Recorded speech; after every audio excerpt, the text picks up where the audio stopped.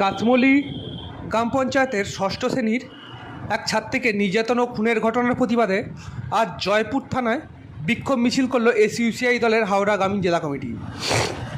বিক্ষোভ দেখানোর পাশাপাশি জয়পুর থানায় অপরাধীদের সকলকে গ্রেপ্তার করে দৃষ্টান্তমূলক শাস্তির দাবি জানিয়ে ডেপুটেশন দেওয়া হয়েছে।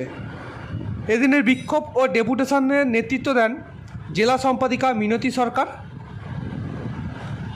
প্রসঙ্গত জানিয়ে রাখা ভালো, গত 13ই জুলাই শনিবার রাতে গ্রামের একটি পুজোর বিসর্জনে গিয়ে নিখোঁজ হয় ওই নাবালিকা ছাত্রী।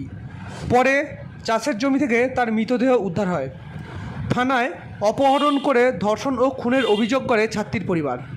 পুলিশ মূল অভিযুক্তকে গ্রেপ্তার করলে আদালত তাকে 14 দিনের জেল হেফাজত দেয়।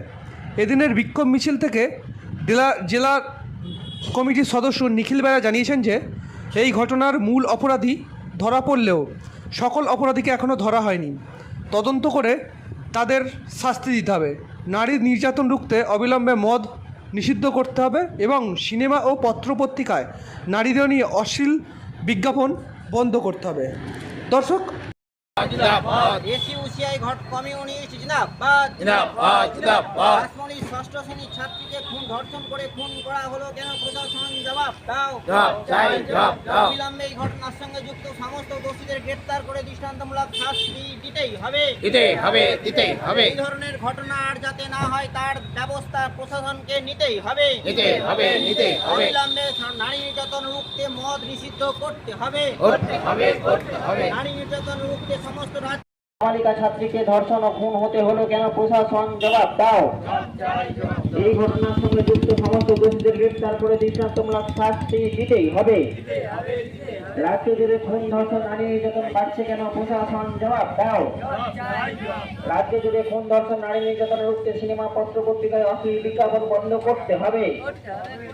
রাজ্যের সর্বত্র মদ নিষিদ্ধ করতে হবে। ইনকিলাব জিন্দাবাদ।